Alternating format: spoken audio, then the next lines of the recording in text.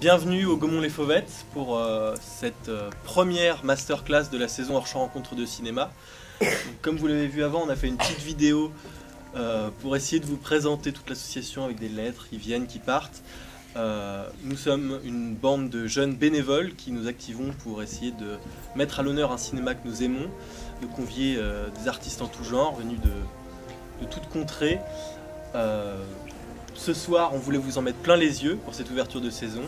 Et je pense que c'est le cas. Vous allez voir, le film est en 3D. Moi, personnellement, je ne l'ai jamais vu en 3D, donc je pense que c'est plutôt bien. Peut-être que ça remarche, toujours pas. Donc, plutôt que de vous présenter Alexandre Aja, étant donné que vous avez un petit, normalement, catalogue avec vous, je vais l'introduire et on va commencer cette rencontre où, évidemment, vous aurez la parole pour lui poser vos questions. Alexandre Aja.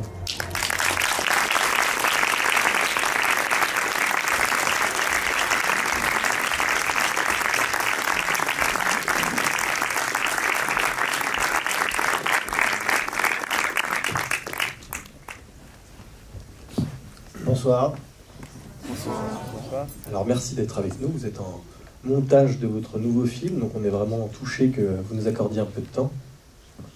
J'ai terminé de tourner le 11 septembre, donc c'est vraiment il y a à peine quelques semaines. Donc je suis en montage à Paris, je profite un peu de Paris, et voilà, c'est toujours agréable de faire une petite pause, surtout que j'ai refait un film qui se passe dans l'eau, avec des créatures, donc c'est assez rigolo de revenir pour parler un petit peu de plein de choses, et aussi de Piranha, parce que c'était il y a quelques années maintenant, et ça m'avait manqué, donc c'est pour ça que j'ai fait ce nouveau film. Donc on va voir un peu comment ça se compare. Et donc en effet, on va parler de vos films et de plein d'autres choses, et aussi parler de vous. Moi, ma première question, c'était à l'origine de tout ça. Je me demandais, quand je voyais vos films, quand je vous voyais vous en interview, etc., je me demandais toujours quel genre d'enfant vous étiez. À peu près le même. Je pense pas avoir beaucoup changé dans la tête. J'étais pas du tout, j'étais plutôt peureux. Et en fait, j'ai grandi dans une maison où il y avait eu un drame. Il y avait quelqu'un qui s'était suicidé, et je le savais. Et ça a été quelque chose qui m'a fait assez peur très vite. Et je me suis aussi rendu compte qu'en racontant cette histoire, et quand j'avais des copains qui venaient dormir à la maison, de leur dire qu'il y avait quelqu'un qui s'était fait sauter la tête dans cette chambre, il y avait une sorte de fascination. Et je me suis rendu compte que en fait, la transmission de la peur était assez ludique, mais aussi une certaine aide pour pouvoir partager et pouvoir surmonter justement ces angoisses. Très bien. Alors j'ai vu votre premier film, qui n'est pas Haute Tension, mais qui est Furia, parce qu'effectivement, vous nous le disiez avant, tout le monde pense, en tout cas beaucoup de gens pensent qu'Haute Tension est votre premier film, mais non, pas du tout. Je l'ai vu sur internet, dans un streaming où il y avait à peu près 4 ou 5 pixels maximum, mais j'ai trouvé qu'il se détachait vraiment du reste de votre filmographie. C'est un film politique, sur la place de l'art en société totalitariste, sur l'engagement, le militantisme et l'espoir. Un film pudique avec une grande modestie dans son traitement. Moi, j'ai adoré. Mais ça a été un échec commercial. On vous a reproché de vouloir prendre la relève de papa, et vous revenez 4 ans après, par contre, avec Haute Tension, radicalement différent, gore, très simple en écriture, avec un abandon total du verbe par rapport à Furia. Alors je me demande si c'était pas, avant tout, une réponse à vos détracteurs, de passer à Haute Tension. Non, c'était pas une réponse, mais c'était un instinct, c'est-à-dire que avec Greg Levasseur, avec qui je travaille, avec qui j'écris, avec qui je produis, on s'est rencontrés, on avait 10 ans, on était en 6e, et très vite on s'est retrouvés à écrire des scripts et à essayer de penser à des histoires, et puis on a fait un court-métrage qui avait plutôt bien marché, on avait 18 ans, qui s'appelait Over the Rainbow, qui était une sorte de petit conte cannibale assez rigolo. Et derrière, on s'est dit, voilà, qu'est-ce qu'on va faire? On avait l'opportunité de faire un premier film. Et on avait envie d'en écrire un, quelque chose qui soit dans un budget raisonnable, qu'on puisse monter, mais qui soit aussi dans un genre qui manquait vraiment au cinéma français de l'époque. Et on a hésité à ce moment-là entre aller dans du cinéma de genre de peur, ou du cinéma de genre plus science-fiction, anticipation. Et on avait, voilà, on avait 18 ans, 19 ans quand on écrivait, et on était, comment dire, ambitieux, et, pour pas dire prétentieux, on va dire. Et on voulait voilà, porter cette nouvelle de Julio Cortázar qui s'appelle Graffiti, en faire un long métrage, et c'est comme ça que Furia s'est fait, mais on ne s'attendait pas à un tel choc, parce que voilà, on a eu la chance incroyable de faire ce premier film. J'ai eu 20 ans sur le tournage, c'était il y a 20 ans exactement. C'était une expérience incroyable, c'était un des premiers grands rôles de Marion Cotillard. On avait Brian May de Queen, qui a composé, le guitariste de Queen, qui a composé la musique. Bref, c'était une sorte de grand rêve, et puis à l'arrivée, il y a une sorte d'énorme flop, avec, je pense qu'on a fait 200 entrées le premier jour. Il faut le faire. Hein. Il faut le faire, c'est difficile. Hein. Donc c'était vraiment une énorme... comment dire, c'était très dur. À ce moment-là, je me suis dit, bah voilà, j'ai voulu aller trop vite, je ne ferai plus jamais de film. On a continué à écrire avec la même passion, et il a fallu 4 ans pour pouvoir remonter un autre projet. On savait qu'on n'allait pas nous donner une grande chance, mais on n'a pas décidé d'aller dans l'évidence non plus, parce qu'il faut se remettre dans le contexte haute tension à l'époque. Personne n'en a voulu. C'était quasiment impossible à monter. Le cinéma de genre, c'était mort, ce qui est toujours un peu le cas aujourd'hui dans le cinéma français. Mais on n'arrivait pas à trouver des partenaires, on n'arrivait pas à trouver de financement. Les gens aimaient le script, on n'arrivait pas à trouver de casting. Finalement, Cécile de France nous a dit oui, mais à l'époque, elle n'était pas encore Cécile de France. Il a fallu attendre que l'auberge espagnole sorte pour que les partenaires se disent « Ah, mais elle est formidable, il faut y aller ». Et le financement s'est écroulé une première fois, le film s'est arrêté, et Luc Besson, avec EuropaCorp, qui était là, le tout début d'EuropaCorp, est monté à bord et nous a un peu sauvé la mise et nous a permis de faire le film. Quand Furia est sorti, la critique vous a vraiment reproché de vous donner trop vite une aura de jeune prodige, faute de modestie et de retenue dans vos ambitions. Alors c'est quelque chose que je trouve complètement con, car si on réfléchit bien, il faudrait donc pour eux n'avoir aucune ambition dans son premier film pour faire quelque chose de standard et sans déploiement philosophique, poétique ou tout simplement politique. Alors je me demande, comme impression en tant que jeune cinéphile qui souhaite être cinéaste, est-ce que c'est pas quelque chose propre à la culture française que de rejeter en bloc tout espoir et appétence de la jeunesse pour les grandes choses? Oui et non, parce qu'on a quand même une culture et une histoire de films d'auteur qui est assez riche, même si elle peut sembler parfois un peu limitée dans les différents types de films qui se font en France. Mais en même temps, c'est vrai que Furia était un petit peu comme ça, un peu trop ambitieux, un peu trop... Et pas pour ces raisons-là, c'est-à-dire que si j'avais dû écrire ma propre critique sur ce film-là, je pense que c'était d'avoir voulu faire un film trop vite et penser pouvoir trouver des solutions alors qu'il fallait plus de moyens pour faire de la science-fiction, et pouvoir, des années avant, même Luc Besson avait fait un film assez intéressant qui était Le Dernier Combat, et on s'est dit, voilà, avec Furia, on peut faire quelque chose qui est une histoire complètement différente, mais qui a, comment dire, une sorte de portée un peu de genre, et qui pourra nous faire quelque chose de vraiment différent par rapport au reste du paysage cinématographique français. Et malheureusement, on n'a pas complètement réussi non plus. Oui, mais moi, personnellement, ce film m'a donné beaucoup d'espoir, en fait. Je me dis, on peut faire ça à 20 ans. Vous aviez 20 ans. Ouais. Et ça, quand même... Voilà. Oui, mais ça, c'est pas... qu'on ait 20 ans, 30 ans, 40 ans, 50 ans. Un film, c'est un film. La place de cinéma, c'est une place de cinéma.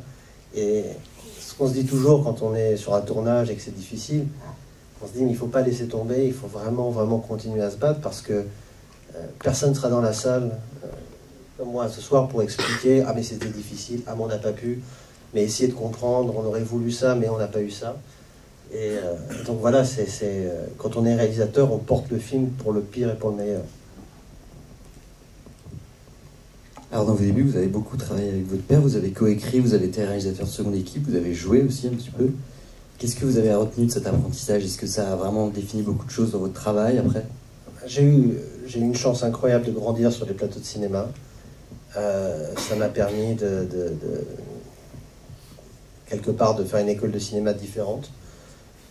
J'ai appris énormément de mon père parce que c'était un réalisateur qui était extrêmement technique, qui à sa manière faisait du genre aussi, faisait du polar, et du polar très efficace, à une époque où le polar français était moins fort qu'il ne l'était avant.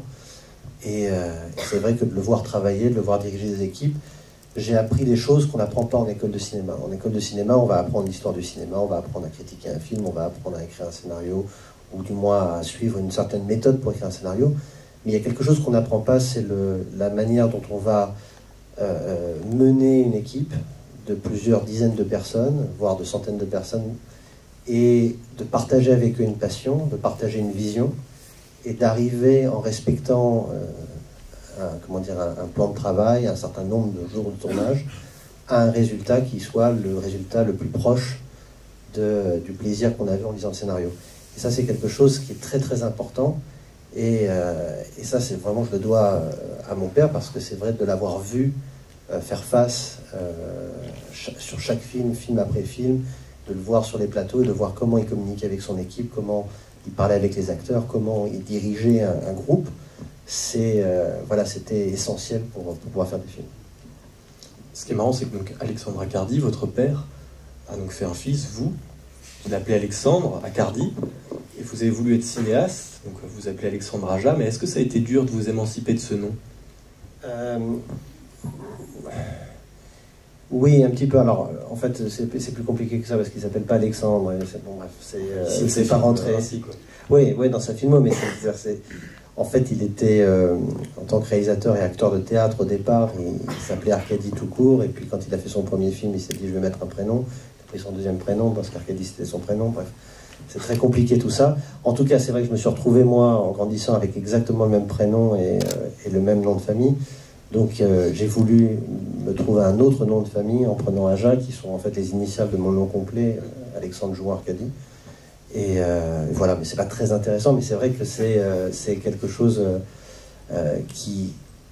Oui, ça a été difficile. Ça a été difficile sur Furia, parce qu'évidemment, comme le film n'était pas non plus une réussite et n'a pas marché, je me suis pris ça dans la gueule un petit peu assez souvent, ce qui était assez juste, hein, parce que c'est vrai que peut-être que le fait que je sois le fils d'eux, ça a aidé, ça m'a permis de faire ce film aussitôt.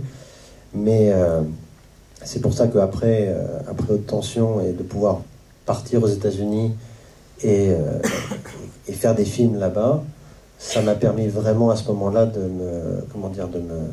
m'émanciper de ce nom. Mais en même temps, c'est quelque chose que je reconnais et que j'assume complètement. Il reste la première personne à qui je vais montrer mon film. C'est quelqu'un à qui je parle très souvent, à qui je demande conseil très souvent. C'est un grand réalisateur, donc je serais idiot de ne pas profiter de cette aide quand j'en ai besoin. Vous avez même voulu le faire jouer, j'ai entendu, dans un de vos films. Ah non. Ah bon? Non. J'avais lu ça dans une interview gala. Je me suis méfié, le gars-là. Non, sur la clôture du Champs-Élysées Film Festival. Bon, ouais. Il devait y avoir un peu de champagne. Ouais, peut-être. Ouais. Peut-être, ou c'était une question comme ça pour une femme. Ouais, je pense pas, non. D'accord. Donc votre travail avec certains de vos films, avec la plupart de vos films, a consisté à essayer de faire peur aux spectateurs. Vous disiez quand vous étiez jeune que vous étiez un peu peureux. Et aujourd'hui, qu'est-ce qu'il en est? Est-ce que vous êtes encore peureux? Et qu'est-ce qui vous fait peur, vous, personnellement? Moi, c'est simple. Hein. Je rentre chez moi ou dans une chambre d'hôtel ou n'importe où. Je dois vérifier toutes les pièces, sous le lit, les placards. Bref, il faut que toutes les portes soient fermées.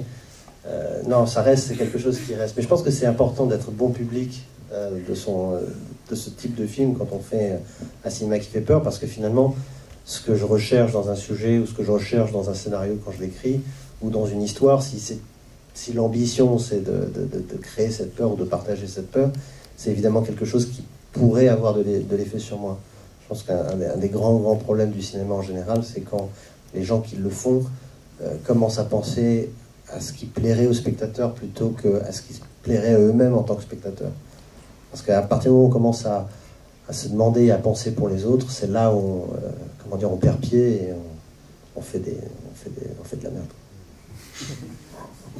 Et donc on parlait de la peur, et justement vous avez dit plusieurs fois, je crois que la peur n'a pas de langage, donc ni français, ni anglais, ni quoi que ce soit, et Haute Tension, c'est un film qui est très peu bavard. Donc je me demandais si dès l'écriture du film, vous aviez voulu faire un film un peu à l'image d'Halloween, où toute la charge émotionnelle passerait par la mise en scène et non pas par le texte. Complètement. C'était d'ailleurs Halloween et d'autres slashers du même genre ont été une grosse influence sur Haute Tension. Haute Tension, c'était vraiment un hommage à tout ce cinéma-là. C'était pas du tout dans l'ambition de dire on va faire un film où il y a peu de dialogue, comme ça il va voyager, il va aller dans les festivals, et puis on va pouvoir... Parce qu'à l'époque, on savait absolument pas, il n'y avait pas de demande, il n'y avait pas d'envie de French horror à l'étranger. Donc on voulait juste faire un hommage à ce cinéma-là qui nous avait forgé. Et on s'est rendu compte qu'on avait envie de faire un film de mise en scène, de suspense, de pure tension, avec quasiment pas de dialogue. Je pense qu'on a on est à 10-15 minutes de dialogue dans le film entier. Et c'était ça le défi, c'était ça qui était intéressant. Ce qui est assez rigolo parce que le film que je viens de terminer a à peu près la même ambition. C'est-à-dire que on est moins intime que sur Haute Tension, mais il y a très peu de dialogue et c'est que sur du suspense et de la tension aussi. Et alors, est-ce que dans la pratique, vous voyez vraiment une différence entre faire un film en France et un film aux États-Unis? On a rencontré Audiard en juin dernier pour une masterclass qui, lui, nous disait « ça fait du bien de faire un film américain, les acteurs sont sérieux, ils bossent vraiment ». Enfin, on sentait une sorte de satisfaction absolue. Il y a des vraies différences. Il y a des acteurs qui travaillent pas aux États-Unis. Il y a des acteurs qui sont paresseux aux États-Unis. Et il y a des très très bons acteurs. C'est vrai que globalement, il y a un niveau de professionnalisme qui est assez hallucinant, mais plus d'un point de vue technique. C'est-à-dire que quand on fait un film aux États-Unis ou au Canada, il y a une précision dans la mise en scène, dans un mouvement de caméra, où en France ou en Europe, il faut plusieurs prises pour arriver à quelque chose de vraiment bien. Et là, aux États-Unis, dès la première prise, ça va, c'est vrai, il y a une culture de ce... Ouais, du métier, c'est-à-dire qu'un premier assistant caméra, c'est-à-dire quelqu'un qui va faire le point sur tous les plans, il va faire ça toute sa vie. C'est une carrière, il va en être très fier. En France, quelqu'un qui fait le point, c'est quelqu'un qui veut être cadreur, qui veut être chef-op, qui veut être... Il y a toujours... tous les métiers de cinéma en France et en Europe sont plus des étapes vers un autre métier, plutôt que des métiers en soi. Après, c'est vrai que le cinéma américain puise dans un réservoir de talent qui est beaucoup plus vaste que le nôtre. Donc c'est vrai que ça crée, évidemment, une petite sélection, mais il y a un peu de tout. Après, la différence, elle est énorme entre le cinéma français et le cinéma américain, ne serait-ce que dans la liberté, le final cut, le montage, le droit artistique d'être maître de son film et en contrôle de son film est défini par la loi française. C'est même pas dans un contrat quand on est réalisateur et qu'on fait un film. Si on a envie, par exemple, de ne pas tourner parce qu'il pleut ou de transformer le film en comédie musicale en cours de route, on peut le faire. C'est quelque chose qui n'existerait absolument pas aux États-Unis, où on serait viré dans l'heure, voilà. Et c'est quelque chose qui crée peut-être parfois une certaine insécurité, qui force des réalisateurs à devenir aussi producteurs, c'est ce que je fais, et scénaristes pour occuper le maximum de terrain, mais on reste quand même à la merci d'un studio. On n'a pas cette liberté-là. Après, évidemment, c'est que le genre de film que je voudrais faire, je ne peux pas les faire en France. Donc, à partir de là, il faut choisir. Et vous avez connu des frustrations par rapport à ça aux États-Unis, à un moment ou à un autre, sur cette histoire de Final Cut, par exemple? Les Américains sont, du moins le système américain est principalement axé sur un système de projection test. Alors, les gens connaissent à peu près ce que c'est une projection test, mais c'est, pour résumer, vous êtes dans un centre commercial et on vient vous voir et on vous dit, est-ce que vous voulez voir un film en avant-première? Vous aurez une place de cinéma gratuite. Pour venir, il faut que vous ayez vu 2 ou 3 films sur une sélection de 6 films qui sont à peu près similaires aux films qu'on va tester. Et donc on se retrouve avec une salle de 300 personnes, 400 personnes qui vont découvrir un film à un état en général, mais vraiment tout au début, hein, c'est-à-dire avec des fonds bleus, si c'est un film de Piranha par exemple. Donc ça, moi j'ai testé Piranha, le film s'appelle Piranha 3D, j'ai testé le film sans Piranha et sans 3D. Voilà, il faut y aller, quoi.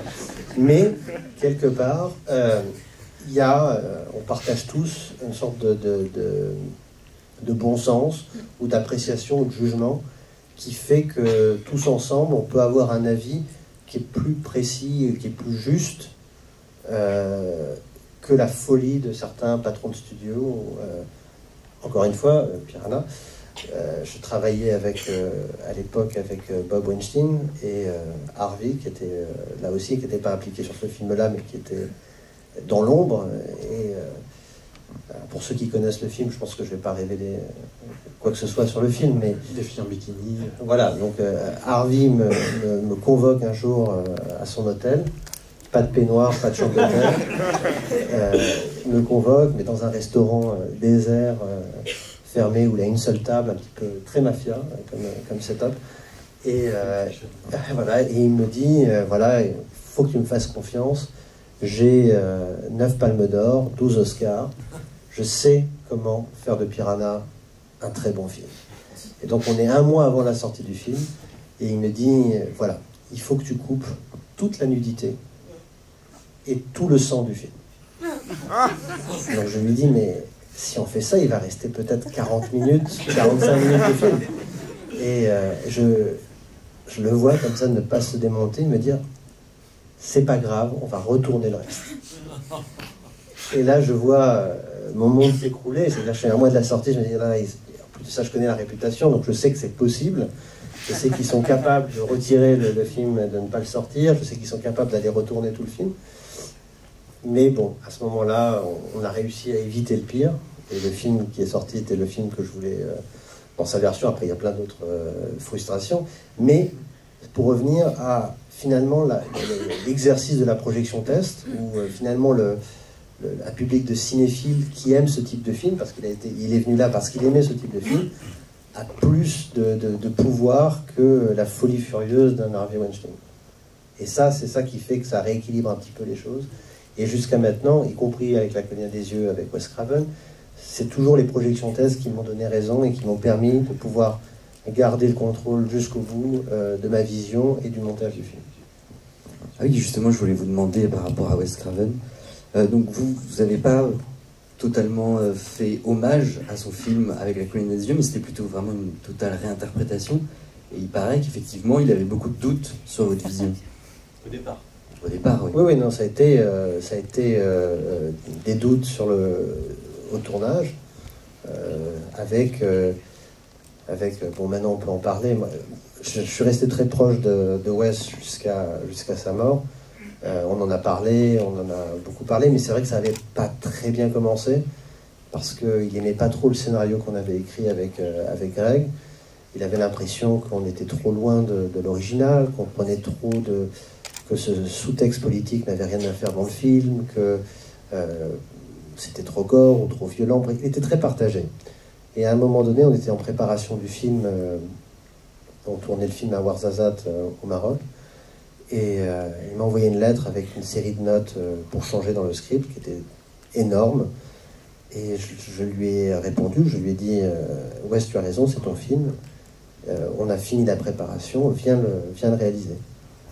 Et j'ai plus entendu parler de lui pendant tout le tournage, donc ça c'était ça. Et puis après, quand on a fini le montage, il est venu voir le film à Paris fini, et il était vraiment, je pensais qu'on avait fait quelque chose qui était raté, qui était vraiment. Alors après, je ne vais pas moi porter un jugement sur le film, mais le film a bien marché, les gens ont aimé.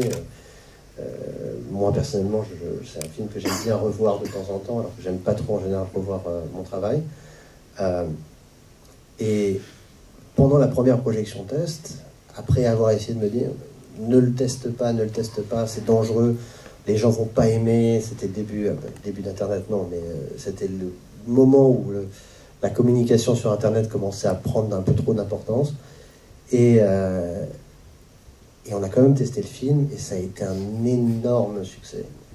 Et dans la salle, Wes Craven est de retour, c'est le meilleur film de Wes Craven depuis 20 ans, et donc Wes a a dû comment dire, comprendre ou assumer que peut-être il avait vu le film ou qu'il n'était pas assez ouvert sur ce qu'on avait fait. Et donc finalement, voilà, je pense qu'il aimait le film au bout du compte.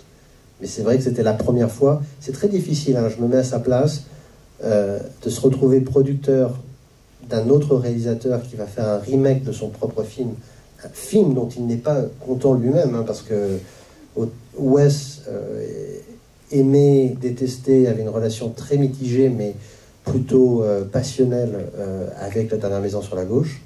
Mais sur La Colline des Yeux, c'était pas son film préféré. Et ça se voit. C'est-à-dire que c'est vrai que moi, j'aurais jamais osé toucher à La Dernière Maison sur la Gauche.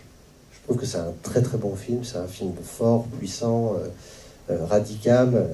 Ce qui n'est pas La Colline des Yeux. La Colline des Yeux, il y a une belle promesse, mais le film lui-même est rigolo, mais pas volontairement. Donc c'était pas il y avait une bonne base pour partir de là, et je pense que Wes a eu du mal à gérer cette relation, et finalement ça s'est arrangé. Voilà, avant de mourir, on était en train de préparer un troisième, donc c'était quelque chose qui nous tenait à cœur toujours. Et dans le même rapport, du coup, parce que vous avez fait Piranha, qui est le remake de Piranha de Joe Dante. Ce n'est pas le remake de Piranha. Non. Oui, mais il était un petit peu avec vous dessus, non? Non, en fait, Piranha s'appelait pas Piranha au départ, et le titre a été acheté pour des raisons de marketing, mais c'est vrai que l'histoire, il y a des piranhas en effet dans les deux films, mais l'histoire est complètement différente. C'est vraiment, il n'y a pas un personnage en commun, il n'y a pas... je voulais, juste comme ça, comme pour faire une... Côté camp de vacances, quand même. Voilà. Ouais, c'est pas la même chose, que c'est colonie de vacances contre Spring Break, c'est pas exactement la même chose. Moins d'alcool, quoi. Mais c'était... non, je voulais avoir, en fait, dans le rôle de deux capitaines de bateau qui faisaient un petit speech de safety, je voulais Joe Dante et James Cameron. Parce que les deux ont réalisé le premier et le deuxième Piranha, et je trouvais ça rigolo, donc Joe m'avait dit oui. James Cameron n'était pas libre, après il s'est libéré, et après indirectement il était vexé parce qu'on devait tourner le film en vrai 3D en utilisant ces caméras qu'il avait développées, et on n'a pas pu parce qu'en fait on ne peut pas tourner de la vraie 3D quand on est à la surface de l'eau. C'est très technique, mais la lumière du soleil réfracte sur la surface de l'eau d'une manière différente pour l'œil droit et l'œil gauche, donc ça casse l'image stéréo, l'image en 3D. Donc on a dû changer de méthode, et James Cameron n'était pas content. Voilà. Et tout à l'heure, vous avez commencé à évoquer la question du genre en France, donc forcément, on a toujours envie d'en parler, on en parle beaucoup, sans jamais trop trouver de réponse. Alors, est-ce que selon vous, le fond du problème, c'est l'absence de public, c'est l'absence d'artistes, ou ce serait plutôt l'absence de producteurs qui osent? Je pense que c'est un peu de tout. Il y a quelque chose, je ne sais pas ce que c'est exactement, une sorte d'a priori quand on voit un film de genre en français, quand on voit des acteurs français, parce qu'en fait, les films de genre marchent très très bien en France, quand ils sont américains, et c'est des films qui sont en grande majorité doublés en français et vus en français. Donc c'est pas un problème de langue, c'est juste un problème. Il y a quelque chose, une sorte d'a priori sur les acteurs, pas les acteurs, mais le côté, l'authenticité française dans le genre. Il y a quelque chose qui bloque. Qui fait que je ne sais pas pourquoi l'Espagne, par exemple, a réussi, parce que maintenant c'est fini, mais a réussi à avoir un cinéma de genre aussi fort, qui fasse autant d'entrées, qui permettent de faire des films de genre d'horreur avec des gros budgets. L'Orphelinat, par exemple, c'est un exemple, mais aussi Rec, avec un petit budget. Et pourquoi en France on n'a pas réussi à sortir de ce modèle qui commence un petit peu avec Haute Tension, qui continue avec Martyr, Frontière, et tous ces films-là, mais ça ne marche pas. Même un film comme Grave, qui est un très bon film, a beaucoup de mal à trouver un public au-delà des 100 000, 130 000, 150 000 personnes. Ce qui est très bien pour un film comme Grave, qui est un film qui n'est pas un gros budget, mais ce qui nous empêche de pouvoir faire des films un peu plus ambitieux, qui permettrait d'aller... voilà. Après, l'autre problème, mais c'est en train de se... J'ai l'impression que c'est en train de se régler un petit peu, c'est que pendant très longtemps, le cinéma français s'est financé principalement par les pré-achats télé en prime time. Et évidemment, les films interdits moins de 12 ans, les films interdits moins de 16 ans, ça passe pas. Donc il y avait une censure indirecte sur le type de film qui allait se faire financer en France. Et le cinéma de genre était la première victime de ce système. Justement, vous disiez quelque chose il y a quelques années que j'ai trouvé très juste. Dans la culture française, il y a une sorte d'a priori sur le fait que quand un film de genre est avec des acteurs français, ce n'est pas crédible, c'est injuste. Et ensuite, vous avez dit qu'on avait besoin d'une révolution culturelle. Vous le pensez toujours? Ouais, c'est un peu fort, la révolution culturelle. Non, on a besoin je pense qu'on a besoin d'abord d'avoir les partenaires financiers qui vont aider le cinéma de genre à exister. Parce qu'il y a tellement de jeunes réals, il y a tellement de... Je vois beaucoup de courts-métrages, de choses qui sont vraiment super bien. Et moi, je reçois ces courts-métrages-là parce que c'est des gens qui sont conscients qu'ils n'arriveront pas à faire leur film en France et qui me l'envoient pour me dire: est-ce que tu peux pas nous aider à trouver un moyen de le faire aux États-Unis? Et c'est dommage parce que on fait tellement de films par an en France et on a un système qui est incroyable pour des auteurs de liberté artistique, de contrôle artistique, mais ça doit commencer par le financement. Ensuite, c'est évidemment des producteurs qui doivent porter une exigence. Ça peut pas être genre tiens, le film de genre ça se vend bien à l'étranger, on va le faire, puis on va pas insister sur la qualité. Je pense que la qualité est quand même très importante, parce que s'il y a une déception du public au départ, c'est pour des raisons qui sont souvent des raisons valables. Et derrière, c'est le public qui va redécouvrir. Mais il suffirait d'un film, d'un trait... Ouais. Dans Star Wars, qui a relancé la science-fiction dans les années 80. Ouais, alors ça c'est très ambitieux là. On part dans un truc. C'est difficile, non mais c'est le coût des films. C'est vrai que là on passe toute la French horror, tous les films, que ce soit de haute tension à grave ou à revenge, ou tous ces films-là se font. Alors revenge c'est en anglais, donc ça rentre pas dans cette équation-là, mais c'est tous des films à moins de 2 millions d'euros. Même le dernier logis, là. Oui. Non, alors ça c'est particulier parce que pareil c'est en anglais. Oui. Donc voilà, Pascal il est passé justement dans un cinéma en anglais pour pouvoir. Mais le cinéma en français, on reste dans ces enveloppes-là. Après, les seuls films un peu de genre, ça va être La Belle et la Bête ou des choses comme ça. C'est pas ce même genre dont on parle.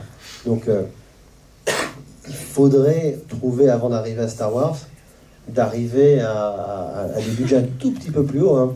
Pas grand-chose, mais qui permettent de faire des choses un peu plus ambitieuses. Mais vous ne pensez pas que culturellement, il y a aussi quelque chose dans la représentation qu'on se fait de la culture de la France et des États-Unis qui est totalement distinct?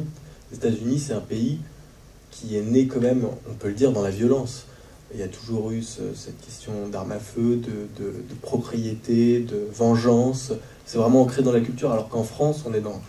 On est tellement gentils. Non, mais dans la représentation, évidemment, vous voyez quand même ce que je veux dire, c'est qu'on n'est pas dans le même rapport à la violence culturellement. C'est sûr qu'on a du chemin. Mais bon, on a quand même une belle histoire de serial killer et des bons tarés qui mériteraient des films. Donc, non. Il y a une différence culturelle, il y a aux États-Unis une histoire du genre et de la violence qui commence dès le départ, dès le début des premiers films américains, mais on avait cette histoire-là aussi en France. On avait, quand on lit les Fantomas, pas les films de Louis de Funès, hein, à l'origine, on est dans de l'anarchie, de la violence, tout ce qui est le Joker dans Batman, ça vient de là, c'est-à-dire l'acide sur les foules. On est dans des choses extrêmement dures et on a perdu le grand guignol. On est quand même en France, on a cette culture qui est unique au monde Moi, il n'y a pas, à chaque fois qu'on parle avec des amateurs de genre aux États-Unis, on parle toujours du Grand Guignol, mais c'est quelque chose qui a quand même fondé la culture ici et qui a complètement disparu. Je ne dis pas qu'il faut refaire le Grand Guignol, c'est pas ça. J'ai l'impression qu'on avait une légitimité et le système a pris le pas et a fait que le système, le cinéma d'auteur à la française, ça a un petit peu, comment dire, cassé, enlevé cette relation qu'on pouvait avoir. Après, il y a une tradition peut-être française cinéphile de regarder les films plutôt que les vivre. Aux États-Unis, et c'est pour ça que le cinéma américain des fois se démarque vraiment du cinéma plus européen d'auteur, c'est du cinéma d'expérience, c'est un cinéma qu'on vit, c'est un cinéma qu'on ressent, c'est un cinéma d'immersion, c'est un cinéma où il y a très peu de distance entre l'écran et le spectateur, alors que le cinéma français est parfois un cinéma où on aime mettre cette distance, on aime rester dans son fauteuil et regarder, et ça c'est une différence culturelle qui est en effet très forte. Et même dans la façon dont on va approcher un personnage ou une thématique, par exemple L'Adversaire de Nicole Garcia aurait tout à fait pu être un grand film de genre, mais la façon dont elle a accès et ce qu'on fait souvent sur ces thématiques-là est vraiment très psychologisante, et, très dans les prémices du meurtre qu'il va y avoir souvent à la fin ou même en hors-champ. C'est peut-être aussi ça culturellement. Oui, c'est ça, mais on revient sur l'expérience, sur des films qu'on vit contre des films qu'on regarde. Ouais. Des films d'analyse plutôt que des films de ressenti. Alors quand on parle de vos films, de manière générale, on évoque toujours donc, le gore, ou les effets spéciaux, ou les images chocs. Et en fait, on parle très peu de votre utilisation du hors-champ, qui est aussi très importante et qui est importante pour faire peur, en fait. Je pense qu'elle est essentielle. Donc justement, comment vous l'utilisez et comment on dose ce qui doit être montré et ce qui ne doit pas être montré? C'est principalement de l'instinct. Après, il y a toujours, pour revenir sur cette idée d'immersion, de faire un cinéma d'expérience qu'on vit, où on se met, on traverse le miroir et on est dans l'histoire avec les personnages, on est toujours dans cette idée de, comment dire, d'être dans le point de vue de quelqu'un. Et c'est ça pour moi qui dicte un petit peu ce qu'on montre et ce qu'on ne montre pas. C'est-à-dire qu'on peut faire des films d'horreur où on va avoir des saillies d'une extrême violence, extrêmement gore, parce que c'est ce que la personne va voir, et parce qu'elle va voir ces choses-là, son comportement va changer. Et pour moi, c'est justifié. C'est-à-dire, mais c'est vrai que de se mettre de l'autre côté et de juste prendre plaisir à montrer... c'est très rigolo de faire des scènes gore, hein. C'est beaucoup plus... Ça fait jamais peur quand on les fait. Je veux dire, c'est toujours assez potache, et même quand c'est très bien fait, c'est... Il y a un côté un petit peu provocateur, un petit peu...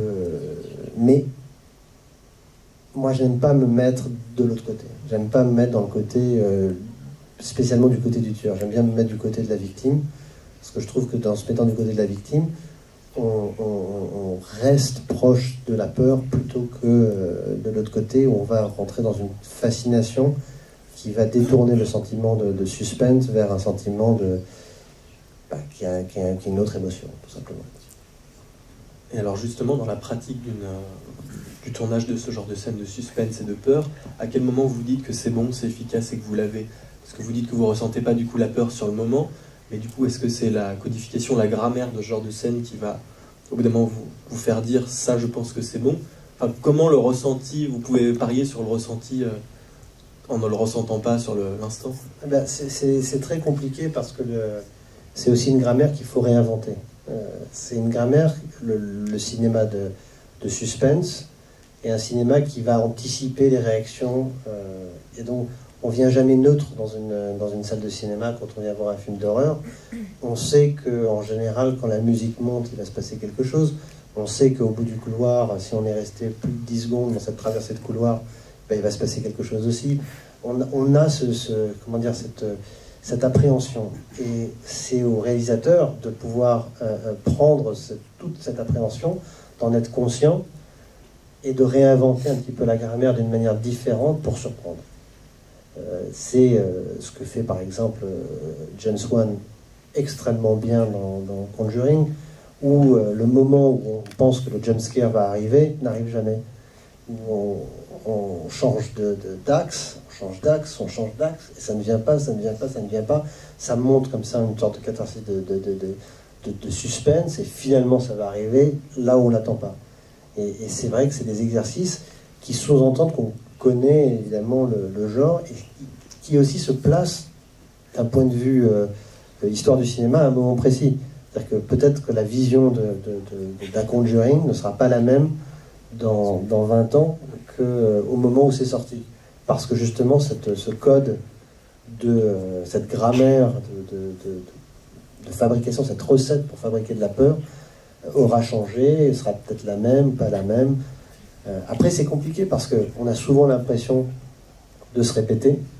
Donc on essaye de trouver des nouvelles choses, et parfois les meilleures recettes sont les plus classiques. Donc il faut toujours avoir un petit peu cet avis. Mais c'est vraiment sur l'écriture du scénario qu'on a cette première idée si ça va marcher ou pas marcher.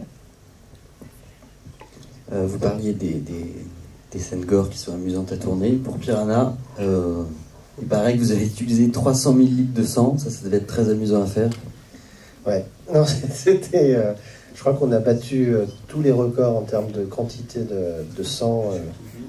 Ouais, non, plus... Non, en fait, ça se ressent pas, mais c'est comme on a un lac qui est énorme, pour pouvoir transformer le lac en lac de sang quand le grand massacre du Spring Break arrive dans le film.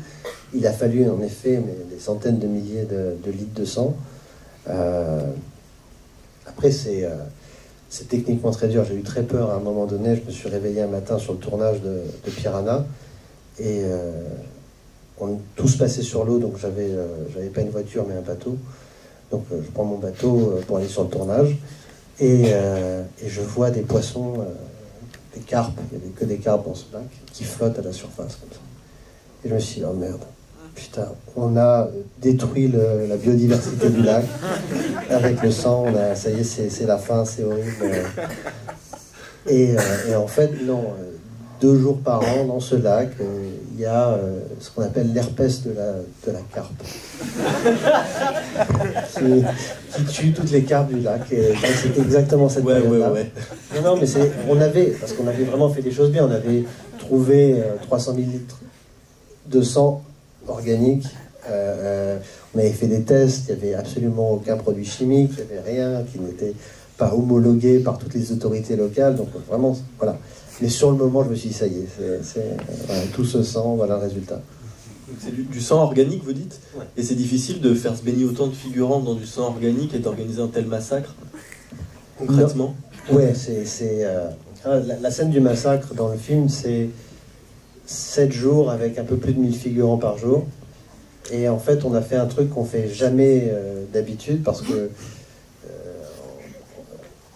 en général, on choisit les figurants sur photo, mais là, je savais que un figurant qui va mourir n'importe comment, ou qui va faire des conneries dans le fond, ça va tuer la scène. Donc, j'ai demandé à ce qu'on fasse des auditions pour tous les figurants, et donc on a mis tous ces milliers de figurants sur vidéo. Et on a pu faire des groupes pour savoir ceux qui savaient danser, ceux qui savaient faire des acrobaties, ceux qui savaient mourir d'une manière très réelle. Voilà. Bref, et on a fait des groupes. Et comme pendant le Spring Break, il y a énormément de soirées et d'événements qui se passent, pour de vrai, pendant les vrais Spring Break, tout le monde a des bracelets un peu pour toutes les soirées où ils vont aller. Donc on a utilisé ces bracelets, les codes couleurs de ces bracelets, pour savoir qui on pouvait tuer en premier plan, qui on pouvait tuer en arrière-plan. Donc c'était très organisé tout ça. Donc ça nous a permis d'avoir voilà, une foule qui était vraiment... voilà, et si vous allez voir le film, vous pouvez regarder dans tous les arrière-plans pendant le massacre, il n'y a pas de... Voilà, il n'y a pas de mauvais figurants, c'est vraiment des très bons figurants. J'ai cru comprendre, j'ai ouï dire, là je ne l'ai pas lu dans Gala, donc ça doit être vrai, que vous aviez écrit plus de 70 morts différentes à la base pour ce film, donc en fait comme 70 courts-métrages, et que vous avez ensuite dû choisir les 30 meilleurs pour les... Je suis même pas sûr qu'il y a les 30 à la fin dans le film, parce qu'on a dû... On a dû couper beaucoup du film parce qu'on était en retard sur les effets spéciaux et pour plein d'autres raisons. Bon, c'est une autre histoire. Mais c'est vrai qu'on avait, on avait énormément de scènes et que le montage original du massacre avait au moins 20 minutes de plus. Et on était dans une... Ça continuait. On a tourné, hein, je veux dire, la version montée, la première version montée du massacre de Piranha est 20 minutes plus long. Vous avez un jour dit à propos de l'écriture que parfois le plaisir est tel qu'on se méprend sur la qualité de ce qu'on fait.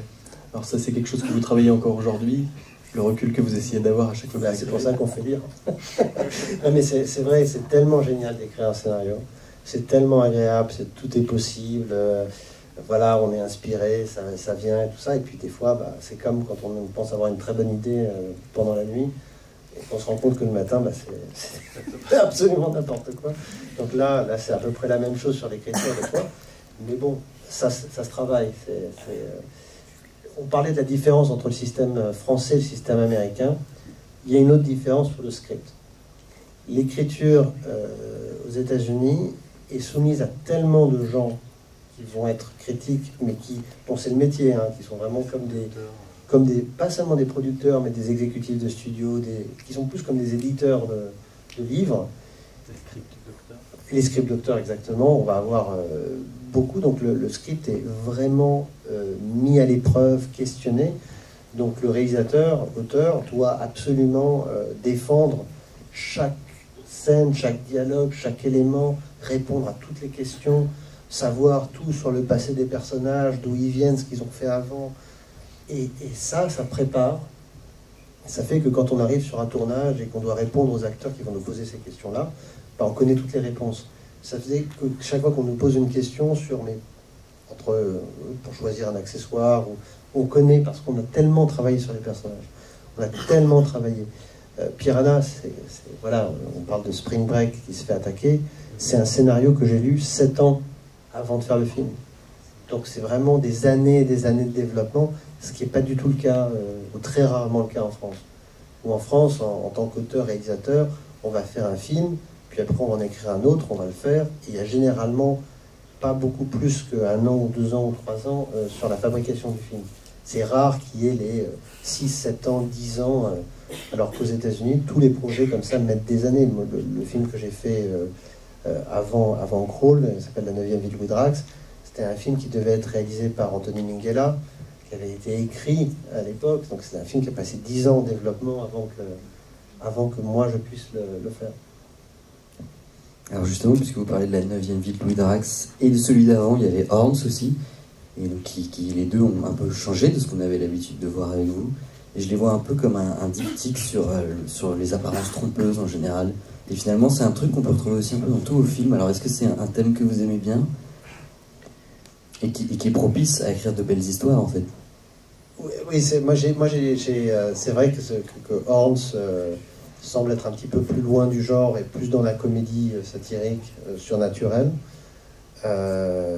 Mais j'avais envie de faire ce film justement sur l'hypocrisie, surtout aux États-Unis où ils sont très très forts sur l'hypocrisie et sur les apparences. Mais pareil, Piranha est un film sur les apparences, Piranha est un film sur le semblant, toute la génération, tout le Spring Break qui est à la fois fascinant et dégoûtant. Il y a quelque chose d'assez pathétique parce que tout est une reproduction de ce que ces gens voudraient être ne sont pas. C'est-à-dire que Spring Break, c'est que dans l'apparence, c'est que dans le paraître, c'est que dans la performance sans être vraiment dans le plaisir. C'est-à-dire que si c'était juste le Spring Break, comme ça voudrait l'être, une orgie de plaisir et de drogue et tout ça, ce serait génial. Mais c'est pas le cas. C'est vraiment différent. Et ça parle beaucoup de l'Amérique est vraiment comme ça. Bon, je ne vais pas faire de généralité parce que c'est pas toute l'Amérique, mais une certaine Amérique est vraiment comme ça. Après, Horns est évidemment sur le même sujet. Louis Drax sur le même sujet aussi, parce que c'est un enfant qui regarde le monde adulte et qui démonte ce monde adulte pour en extraire une vérité qu'il recherche, qui serait l'explication de sa mort.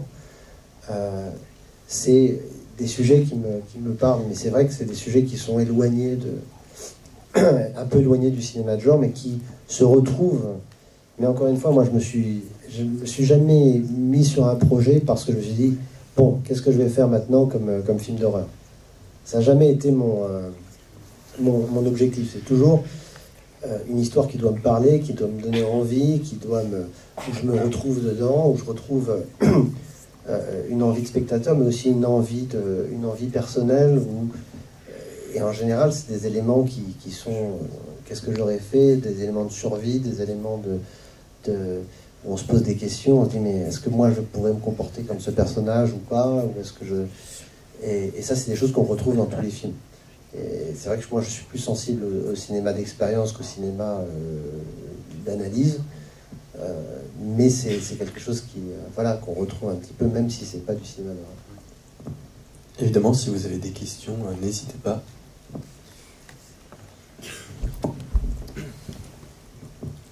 Bonsoir. Alors, j'ai une petite question concernant le fameux projet Cobra.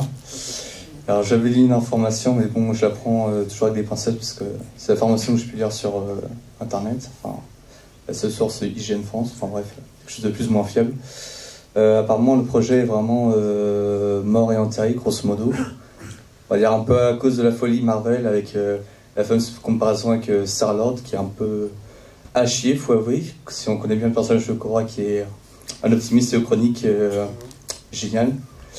Est-ce que c'est le cas? Est-ce que vous comptez plutôt trouver des financements par exemple avec le marché asiatique ou le crowdfunding? Alors, le crowdfunding, je pense qu'il nous en faudrait beaucoup. On peut commencer tout de suite. S'il y a des fans... Non, mais il y a des fans, hein, c'est sûr. Alors après, c'est assez incroyable parce que Cobra,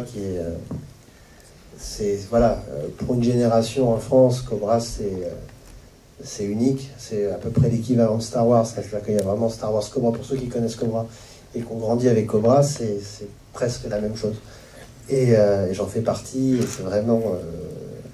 j'ai le cœur serré à chaque fois que je parle de ce projet et que je me rends compte qu'on est passé tellement près. C'est-à-dire qu'on était quasiment en production, on était quasiment en préparation du film, quand il y a eu un remaniement dans un studio américain qui a fait qu'on a perdu une distribution, ça a poussé d'1 an, et pendant cette année, les Gardiens de la Galaxie se sont faits, et ça nous a en effet coupé l'herbe sous le pied.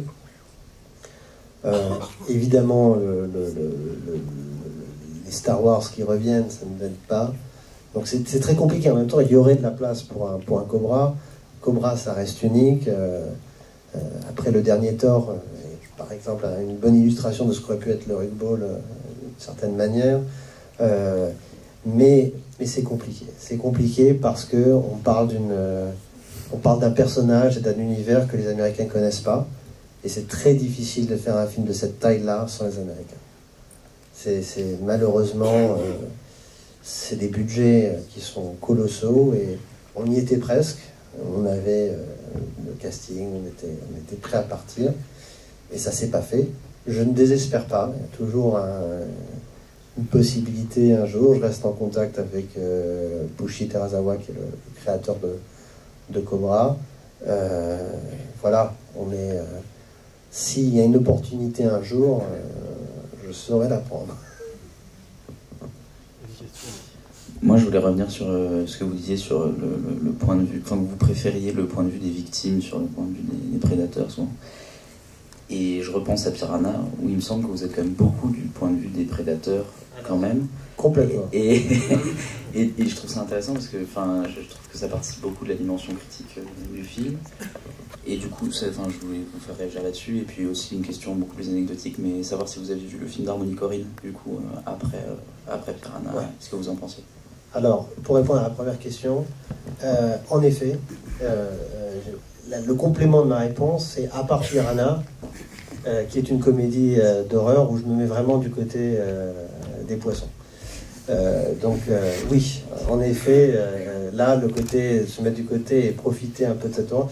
C'est-à-dire que je pense que quand on fait de la comédie gore, on se détache du spectacle de la violence. Il y a une nuance qui est très importante. Je pense que ce soit Evil Dead, Brain Dead, ou d'autres comédies dans ce même genre, on peut vraiment prendre du plaisir à voir cette effusion de sang, cette effusion de violence et de gore, parce que on est dans une dimension satirique et une dimension critique. Quand on fait un film comme La dernière maison sur la gauche ou des films beaucoup plus sérieux, c'est vrai que si on si on quitte le point de vue des victimes, alors à dernière maison sur la gauche, j'ai pris un exemple où les victimes deviennent les prédateurs, donc bon, bref, c'était pas le meilleur exemple. Mais on est quand même dans c'est différent, il faut faire quand même, le sentiment n'est pas le même. Quand j'ai produit Maniac, que j'ai écrit aussi, c'était un film aussi qui est qui est même pas à la frontière, qui est complètement du côté du prédateur, vu qu'on est pendant tout le film dans le point de vue du tueur. Mais lui-même est une victime, donc c'était un petit peu cette nuance. Après, pour revenir sur Spring Breaker, moi j'ai évidemment c'est assez rigolo parce que je connais aussi ce qui s'est passé en arrière-plan. C'est un projet qui s'est fait avec pas mal de fonds français, et c'est le succès de Piranha en France qui a permis ce financement français de se faire. Donc il y a un petit lien quelque part. Après, le film est bien. Je veux dire, c'est pas le même Spring Break, c'est pas le même genre, mais le Spring Break lui-même est fascinant. C'est vrai que quand on faisait Piranha, à un moment donné, on se disait, mais même sans les piranhas, justement, ça restait tellement dingue et tellement fou. Et il y a tellement plus, hein, c'est sans fin. Les anecdotes sur le Spring Break américain, elles sont absolument surréalistes. Bonsoir. Bonsoir. Ce qui m'intéresse beaucoup dans beaucoup de vos interviews, c'est votre côté. Vous parlez beaucoup de financement, vous parlez beaucoup de galères de tournage, etc. Quelle est la part de producteur en vous et en général dans un réalisateur? Qu'est-ce que vous devez gérer à côté à côté, vous êtes producteur, donc vous êtes vraiment passé de l'autre côté. Mais quand vous êtes réalisateur, quelle est cette part en vous de producteur? Je pense que le réalisateur, producteur mis à part, est quand même responsable d'un budget, d'un tournage. Alors d'un budget, pas de trouver l'argent, mais de respecter ce budget-là. Et c'est très difficile de faire... Alors je sais que ça existe. Je sais qu'il y a des réalisateurs qui sont capables de ne pas savoir combien il y a, qui sont d'une sorte d'artistes un petit peu... j'allais dire assistés, mais c'est pas du tout le mot que j'ai fait, mais qui sont plus dans le côté un peu, voilà, je fais mes plans, je fais mes images, et derrière, ils ont un partenaire, un producteur qui est là, et qui, moi, j'arrive pas à faire du cinéma sans avoir le contrôle des ressources qui me sont allouées. C'est-à-dire que j'ai besoin de savoir ce que j'ai, comme ça je peux choisir ce que je vais...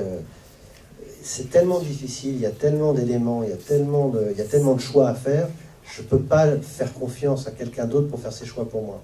J'ai besoin de dire, voilà, moi je veux que cette scène-là, elle existe, et celle-là c'est moins important, on va la tourner plus vite. Je veux pouvoir être la personne qui prend cette décision, et pas laisser un producteur prendre cette décision pour moi. Donc c'est vrai que quand je parle, j'ai plus, en général, ce côté pragmatique de parler de production, de budget, mais beaucoup de réalisateurs se comportent comme ça. Être réalisateur, il y a une part artistique qui est certaine, mais de l'autre côté, il y a quand même une mission avec... on doit accomplir quelque chose d'une certaine manière, dans un certain temps, avec un certain... les Américains aiment bien l'image du bac à sable, où il y a un certain nombre de grains de sable dans ce bac à sable, et il n'y en aura pas plus. C'est à toi de décider ce que tu vas construire avec. Mais c'est un petit peu voilà, il faut gérer. C'est vrai que des fois, j'aimerais bien pouvoir rentrer sur un tournage, être complètement détaché et juste penser, mais c'est compliqué. Est-ce que vous êtes producteur comme sur Maniac? L'aspect créatif, vous arrivez à le mettre de côté? Alors, non. En fait, quand je suis producteur, je me fais violence pour me taire et pas trop... je partage toujours ma vision, mon idée, mais je suis là pour aider un réalisateur à s'exprimer, à exprimer sa vision. Alors après, Maniac, c'est un film qui est un peu particulier parce que c'est un film qu'on a écrit et que je produisais. J'étais sur le tournage tous les jours, j'ai fait la post-production. Donc c'était, bon, c'est un film qui est un petit peu à part. Et sur les autres films que j'ai produits, j'essaye d'être là pour aider le réalisateur.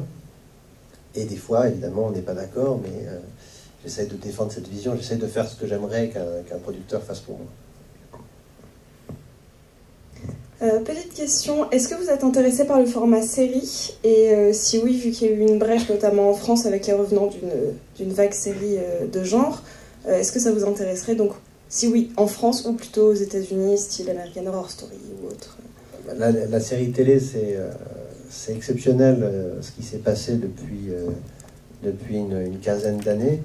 C'est juste, je vois pas ça comme de la série, je vois ça plutôt comme du super long métrage. On est passé au-delà de la télévision, c'est-à-dire qu'on a maintenant la possibilité de faire des longs métrages de 8-9 heures par saison et de continuer de s'approcher, d'avoir des moyens. Artistiquement, c'est souvent beaucoup mieux que tous les films qu'on regarde. Donc c'est absolument fascinant et c'est formidable. Ça fait longtemps que j'essaye, c'est très très compliqué la série, c'est-à-dire que aux États-Unis, hein, en France j'ai pas essayé, mais aux États-Unis les projets se montent, mais la sélection est telle que même quand on est pris par une chaîne de télé, qu'on développe un scénario, qu'on arrive en bout de course, on est quand même en compétition avec d'autres projets, donc quand on n'est pas pris, on passe dans une autre chaîne de télé et ça continue, et ça met énormément de temps en développement. J'ai actuellement 2 séries télé qui sont placées qui sont en développement aux États-Unis, 2 séries de genre, une adaptation d'un manga de Junji Ito qui s'appelle Tomie.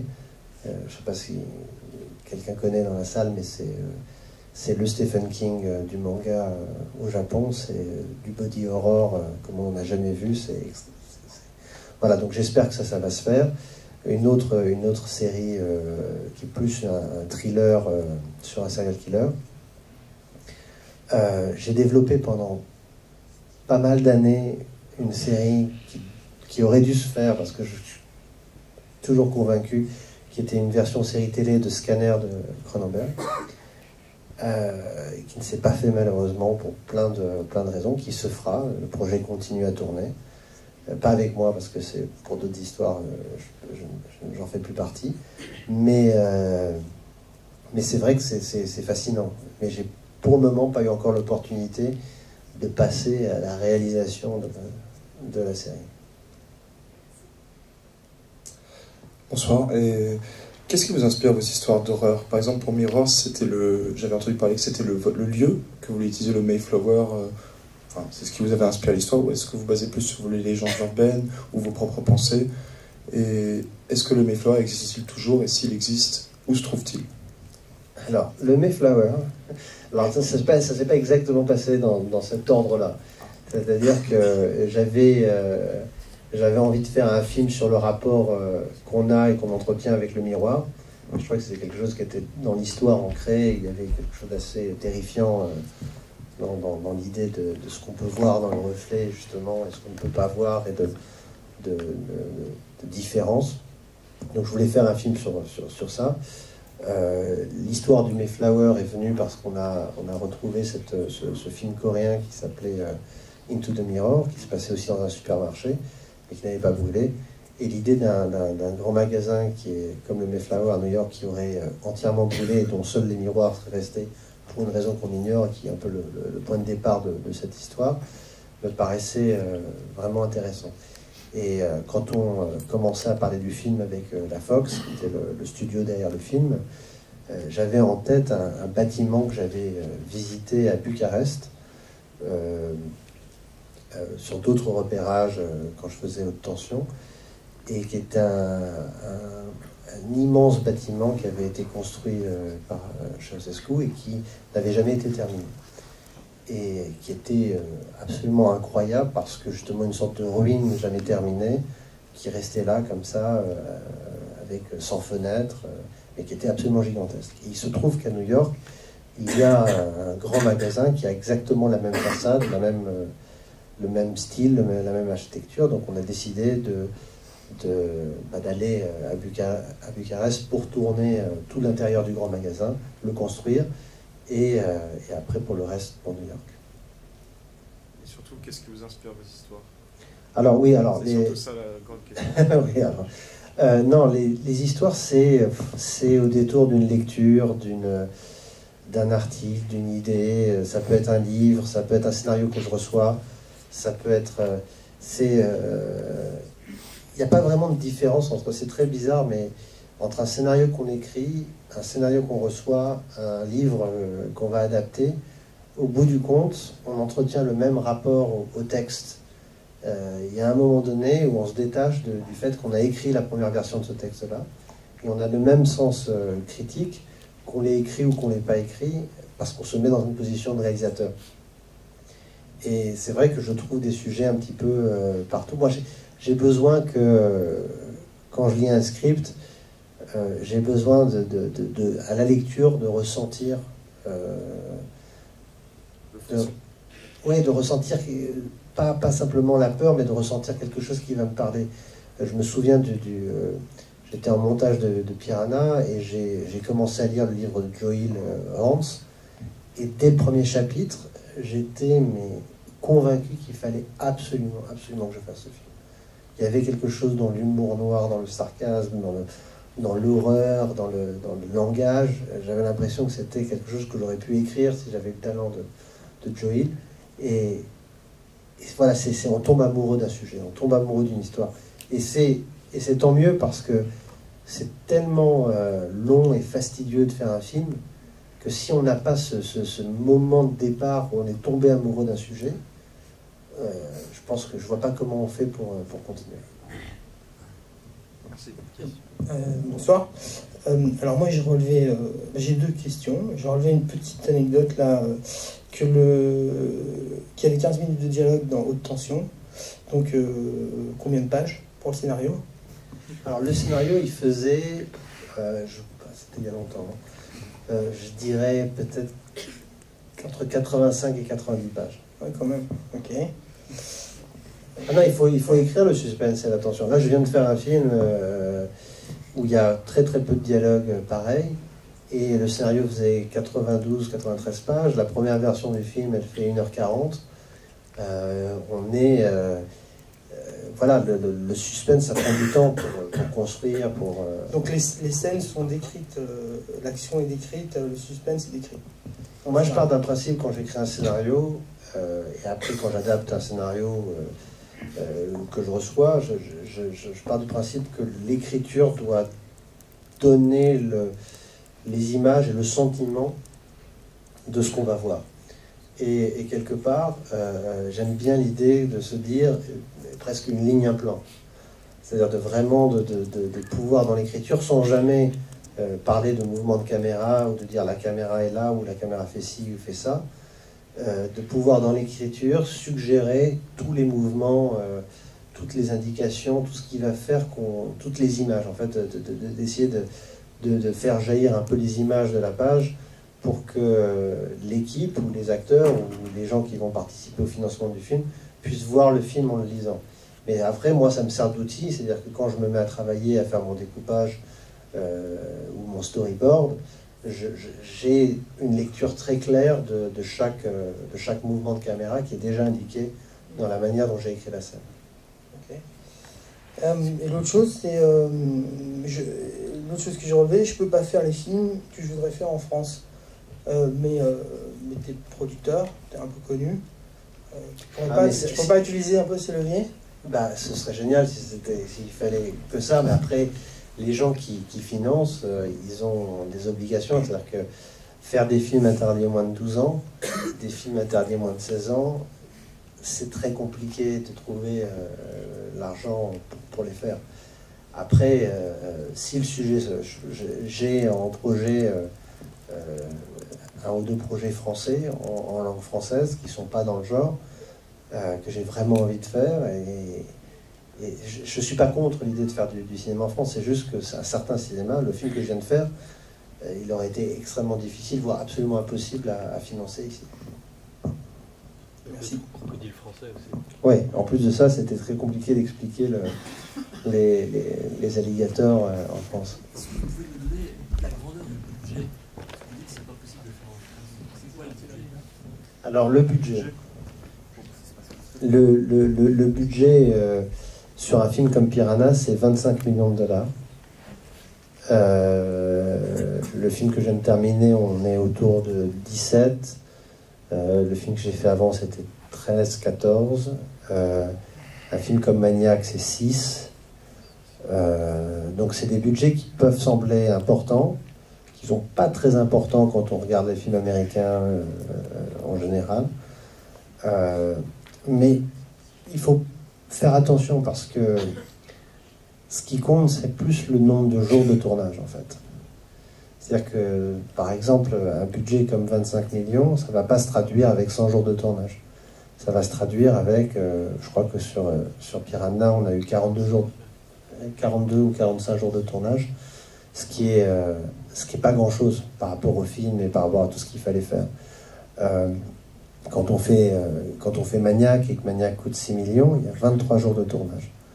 C'est rien du tout. C'est-à-dire que la plupart... C'est-à-dire que finalement, il y a toujours le cinéma français, oui, mais avec ces budgets-là, tu fais ce que tu veux. Le cinéma français, un film à 3-4 millions d'euros, il y a 35, 40, 45 jours de tournage. C'est ça le luxe aussi. C'est-à-dire que c'est ça, pour moi, je pense que le système français est un système formidable parce que aux États-Unis, quand on fait un premier film ou un deuxième film, on doit apprendre à faire un film avec 15 jours, 20 jours, 25 jours. C'est rare qu'on dépasse les 25 jours de tournage. En France, c'est systématique et c'est quasiment une évidence qu'on va avoir au moins 6 ou 7 semaines de tournage quand on fait un film. C'est parce que les gens sont mieux payés? C'est un peu plus... c'est pas qu'ils sont mieux payés, c'est qu'il y a un syndicat qui est très fort aux États-Unis et que toute position est unique. C'est-à-dire que la personne qui conduit le camion, elle n'a rien le droit de faire d'autre. La personne qui pousse la grue, bon, et ainsi de suite.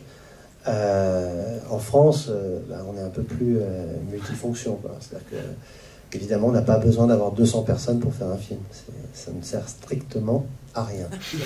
Aux États-Unis, c'est comme ça. C'est-à-dire que c'est ça qui coûte de l'argent et qui malheureusement ne se traduit pas en jours de tournage. Du coup, j'avais une question. Vous parliez de quand vous commenciez un projet, il fallait tomber amoureux d'une histoire. Et moi, il y a un bouquin que je suis tombé amoureux, c'est Robe de mariée. Et il me semble que c'est un projet sur lequel vous travaillez. Est-ce que ça fait partie des projets français? Alors, je me suis pris un uppercut avec Cobra. Et là, hop, Robe de mariée. Hop, allez, on continue le combat au corps à corps. Alors, Robe de mariée. Robe de mariée, c'est un projet qui est absolument... qui m'est extrêmement cher. Sur lequel j'ai commencé à travailler en 2009. On était quasiment en tournage. Alors, c'était plus moi qui allais réaliser, c'était un autre réalisateur parce que j'étais pas libre. On avait un casting exceptionnel. Le film devait se faire en anglais et en Angleterre. L'adaptation qu'on a écrite là-bas. Et malheureusement, nous avons perdu les droits du livre. Et voilà. Et Pierre Lemaître est quelqu'un d'extrêmement difficile, qui, il semblerait ne m'aime pas, alors que je ne l'ai jamais rencontré, et qui n'a jamais lu une des versions du scénario qu'on a écrite, mais bon, il s'est mis en tête qu'il était contre mon implication dans le projet, donc il n'a pas voulu reconduire les droits, donc voilà, le projet s'est arrêté. Merci. Vous pouvez faire grimper le micro. Quel suspense. Bonsoir. C'était par rapport au travail de la peur avec la VR maintenant qui arrive, et vous avez fait Campfire Creepers, et j'aurais bien aimé vraiment savoir comment se travaille la peur avec la vision 360 degrés. Qu'est-ce que ça implique et qu'est-ce que ça change? C'était une expérience assez incroyable. J'ai en effet tourné l'année dernière deux films en réalité virtuelle pour Oculus, qui étaient deux films pour une série un peu d'anthologie d'horreur. Voilà, et donc la VR, c'est la fin, il n'y a pas de montage, c'est-à-dire qu'on est dans l'immersion absolue au milieu des personnages. Et au départ, on m'avait dit, en VR, tu ne peux pas mettre la caméra d'un point de vue extérieur, c'est-à-dire que tu dois être le point de vue de quelqu'un, tu ne peux pas faire de mouvement de caméra, tu ne peux pas faire de macro, tu ne peux pas faire de montage, il faut rester vraiment sur un plan séquence du point de vue de quelqu'un, et c'est tout. Et j'ai fait exactement le contraire avec ces 2 épisodes, et ce que je pensais marche très très bien quand on les regarde. Après, il y a plein de problèmes techniques, on est vraiment au début de la réalité virtuelle, et c'est vraiment un médium qui est exceptionnel dans le potentiel, mais qui demande extrêmement beaucoup de temps. Là, on a fait...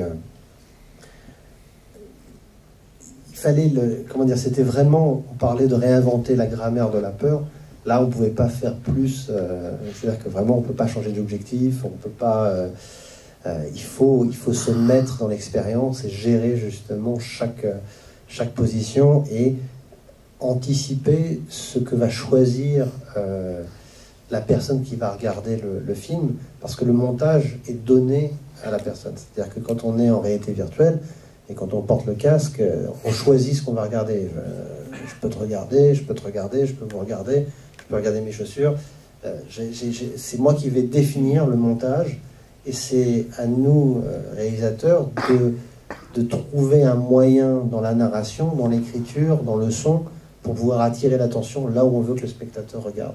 Donc ça devient un jeu comme ça entre le spectateur et le réalisateur, et c'est assez jouissif. C'est vraiment une belle expérience. C'est malheureusement une expérience qui demande énormément de temps. On a fait 2 épisodes, chaque épisode dure 12 minutes, donc c'est des courts-métrages, ça m'a mis quasiment 1 an de travail derrière.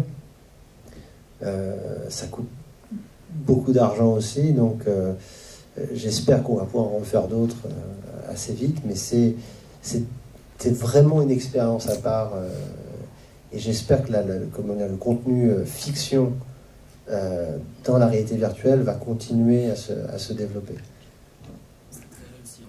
Merci. Bonsoir. Tout à l'heure, vous parliez du professionnalisme des Américains. Et moi, du coup, la question, c'était plus au niveau des acteurs. Je voulais savoir ce que vous attendiez un peu d'eux. Qu'est-ce qui fait que vous en castez un quelles sont les qualités, justement, d'un acteur américain que les Français n'ont pas forcément? Non, il n'y a pas de... après, ça dépend. Hein. Quand on fait un film en langue anglaise, le plus important, c'est de trouver quelqu'un qui va parler anglais.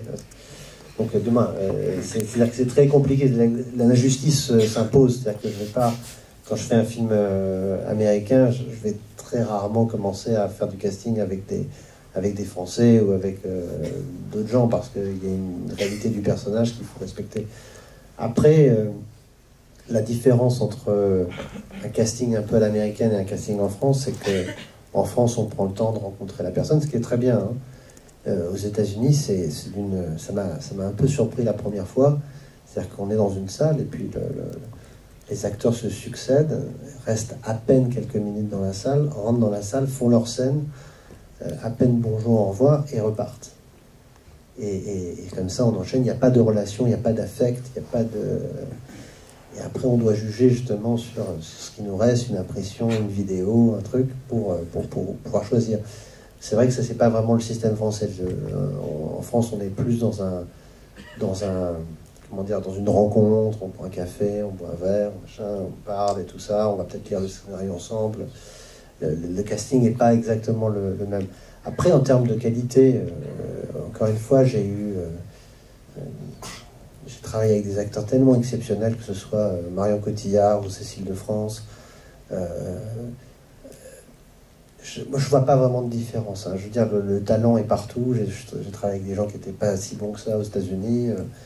Il y a pas, chacun est unique, et je pense pas qu'il y ait une différence de méthode ou de talent entre les Français ou les Américains. C'est pour ça que sur le professionnalisme, c'est vraiment pour moi plus dans une histoire technique.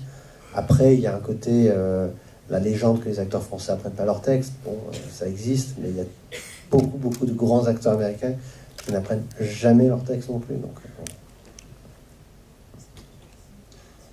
bonsoir monsieur, je voudrais savoir, puisque vous dites que, comment dire, vous dites qu'aux États-Unis, où vous avez beaucoup d'argent, enfin on vous finance beaucoup, pour peu de tournage, pourquoi vous, comme vous avez 25 millions de dollars, pourquoi vous ne ferez pas votre tournage en France pour avoir plus de temps?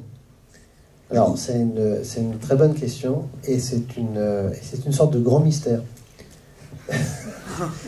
C'est très bizarre, c'est-à-dire que quand les films américains viennent tourner en France, ils n'ont pas plus de jours de tournage. C'est très bizarre, il y a une sorte de peut-être à la tête du client, où ça marche pas exactement de la même manière. Là, je viens de terminer mon film, on a tourné entièrement en studio à Belgrade, et bon, j'ai pas eu beaucoup plus de jours de tournage, mais ça c'était quand même plus que ce que j'aurais eu aux États-Unis. Mais en France, c'est assez étrange. Alors, les choses changent, hein. Le crédit d'impôt en France permet maintenant d'obtenir plus, donc peut-être que ce sera l'idée pour le prochain. On va poser encore 2 dernières questions, parce que le temps passe vite.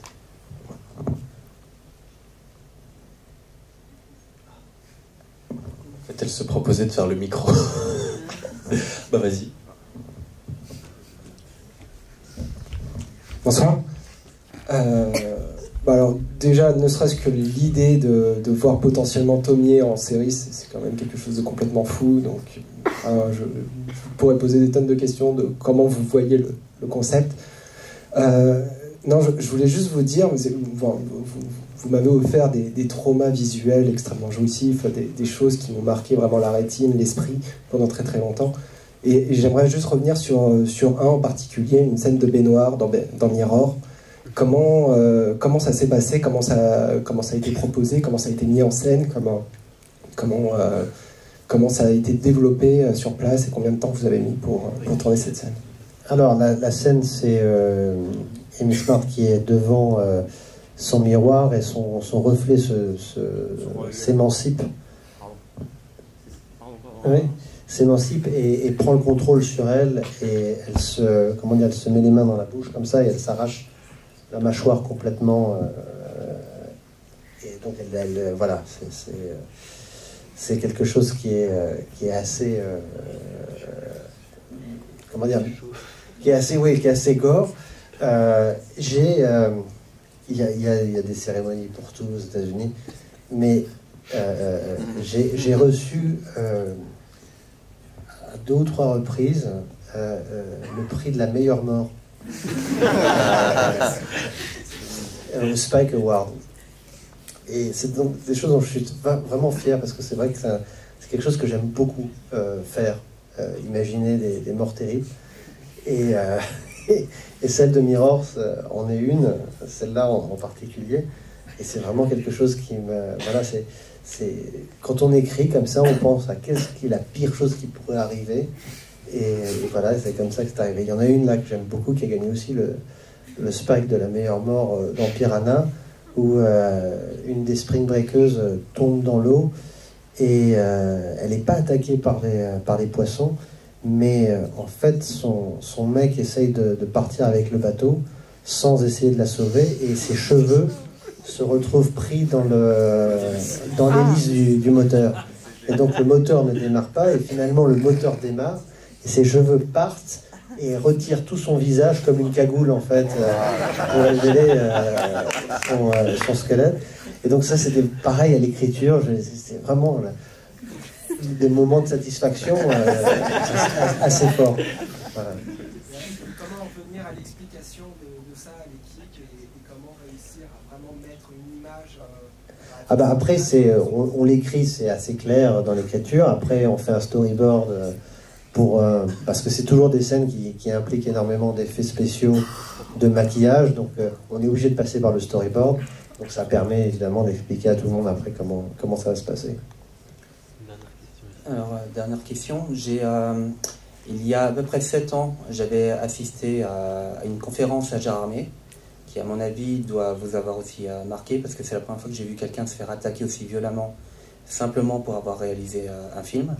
Ah, c'était la fameuse sur les schizophrènes? Oui. Ah oui, je me Oui. souviens. Ouais. Et donc à l'époque, je m'étais vraiment beaucoup posé de questions sur la personne. Il se trouve que dans ma vie personnelle, j'ai eu quelques éléments de réponse par la suite. Donc je me posais la question, vu la violence quand même de l'attaque ce jour-là, est-ce que c'est arrivé à d'autres moments? Parce qu'à mon avis, ça a dû être le cas. Et est-ce que ça a eu un impact sur votre façon de réfléchir à vos personnages, à votre travail en fait?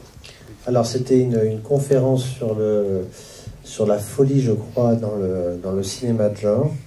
Et je parlais avec... il y avait un panel, il y avait Stéphane Bourgoin et moi-même. Stéphane Bourgoin est un immense auteur et amateur de cinéma de genre, mais qui a passé l'essentiel de sa vie à travailler sur les serial killers et à les interviewer à travers le monde.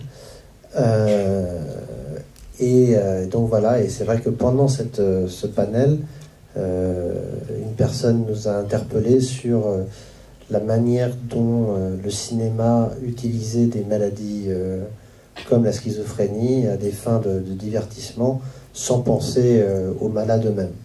C'est à peu près ça, je crois. Et c'est vrai que je m'y attendais absolument pas.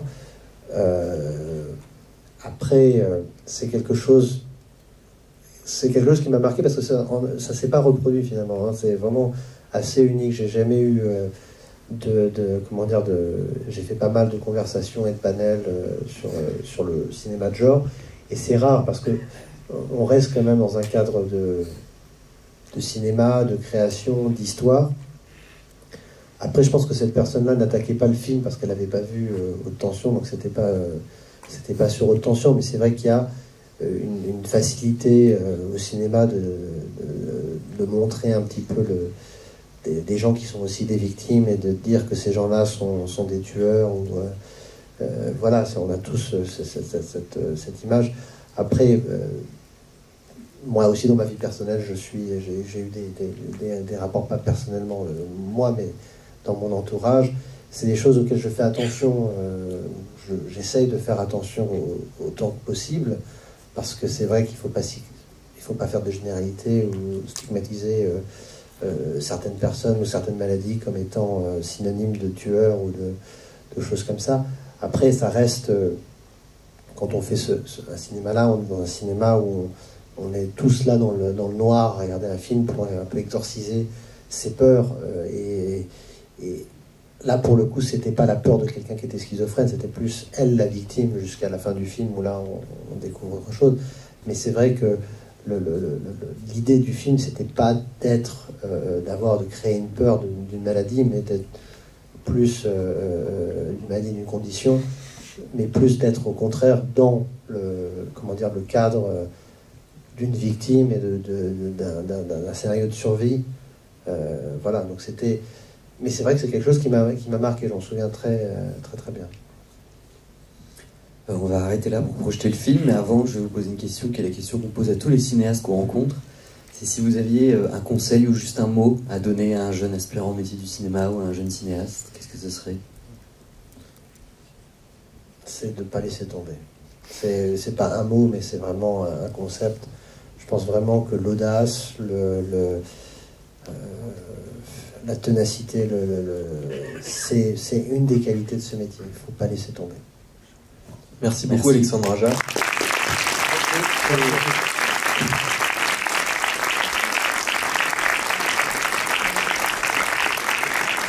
Et bonne baignade.